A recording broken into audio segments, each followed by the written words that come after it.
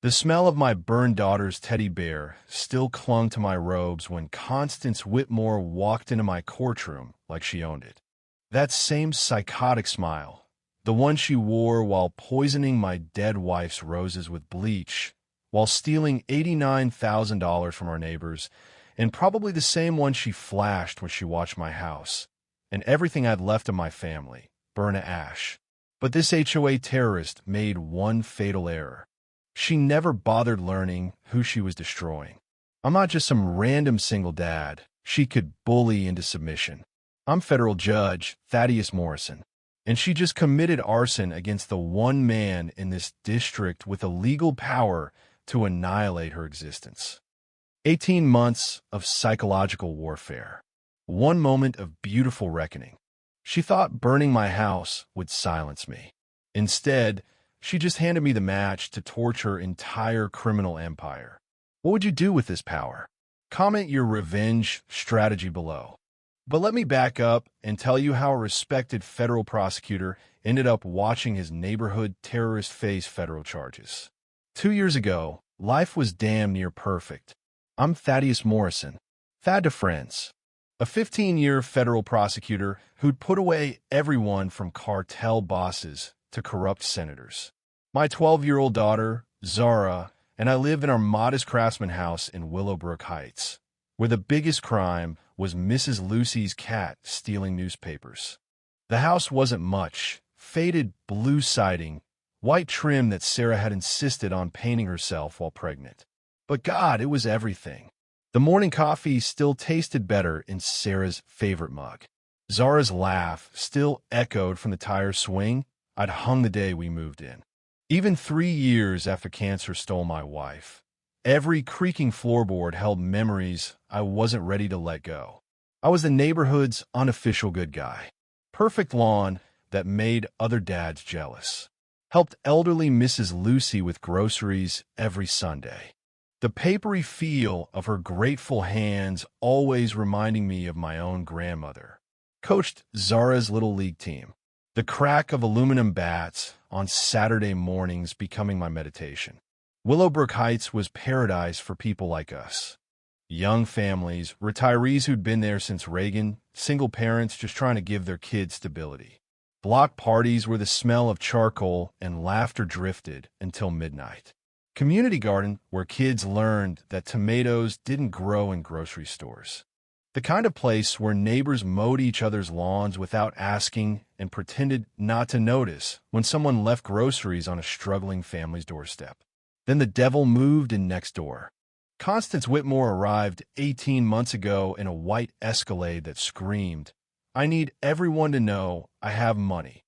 Designer everything. Blonde hair that cost more than most people's rent, and eyes like a great white shark, dead cold, constantly calculating who to devour next.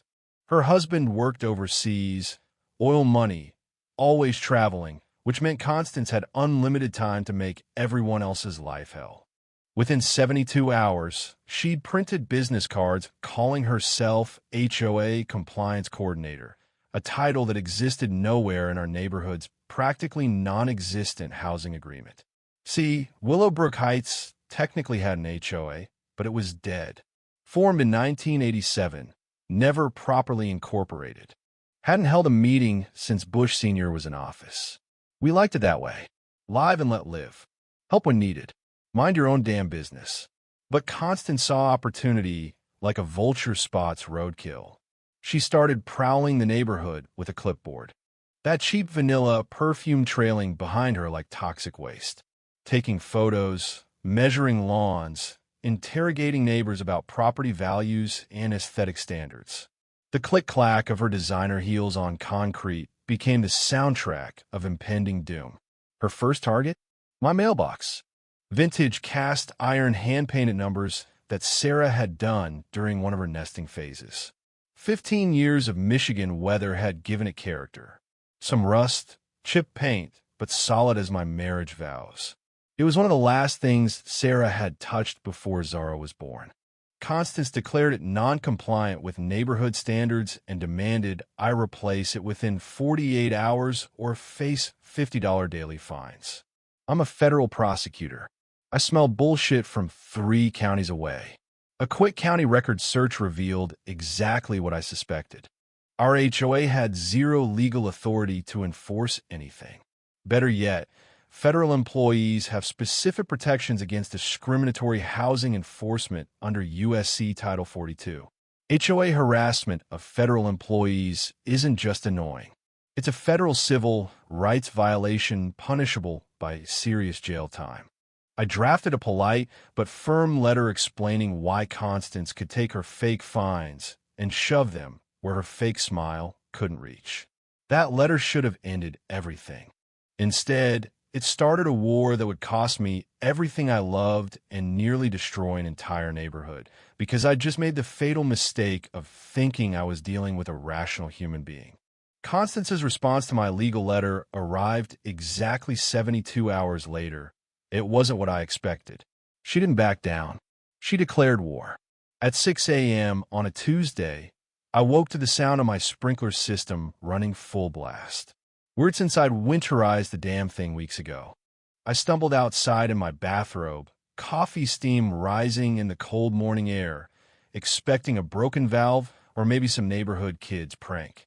What I found was Constance standing in Sarah's memorial rose garden with a spray bottle, systematically murdering every bush my dead wife had planted. "Morning, Thad," she chirped, like committing botanical genocide was as normal as checking the mail. "Just helping with your little pest problem." The chemical smell hit me like a punch to the gut. Sharp, accurate industrial strength. Then I saw the label on her spray bottle. Herbicide. The kind that could kill a redwood tree, let alone Sarah's delicate climbing roses. "What the hell are you doing?" I demanded.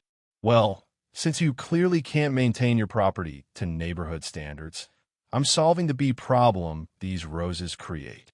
That shark smile stretched wider. "We can't have dangerous insects threatening our children, can we?" My hands started trembling, and it wasn't from the October cold. Those roses weren't just plants. They were Sarah's heartbeat still pulsing in our yard. Deep red climbers she'd babied through brutal Michigan winters, talking to them like beloved pets, pruning them with her grandmother's antique scissors. The week before cancer took her, Sarah had gripped my hand with what little strength she had left and made me swear to keep them alive. "There's no bee problem," I managed through clenched teeth. "Oh, but there is. Mrs. Peterson's granddaughter is severely allergic. One sting could kill her." Constance kept spraying each pump of that bottle like watching Sarah die all over again. "I've documented 17 bee incidents just this month," she continued, spouting pure fiction. Mrs. Peterson was 87, lived alone, and hadn't had visitors in years. But I was learning that truth meant nothing to a sociopath drunk on imaginary power. "Stop. You're trespassing and destroying private property. Leave now, or I'm calling the police." Constance's laugh could have shattered glass. "Oh, honey, you really don't understand how this works. I'm protecting our community from your negligence." She finished executing Sarah's roses, packed up her chemical warfare kit, and strolled back to her sterile lawn like she just delivered homemade cookies to a sick neighbor. That night, watching Sarah's roses curl and blacken in the moonlight, I made my first strategic move in what would become an 18-month war with pure evil. I called in sick and spent the entire next day installing a comprehensive security system. 6 cameras, motion sensors, night vision, cloud backup, every angle covered. Years of prosecuting criminals had taught me that predators like Constance always escalate. And I'd learned from federal cases that residential surveillance laws generally protect homeowners recording anything visible from their own property, especially when documenting ongoing crimes. The investment paid off within 72 hours. 2:47 a.m. My phone buzzed with motion alerts. There was Constance, dressed head to toe in black like some suburban commando, creeping through my backyard with bleach and a stack of official-looking papers.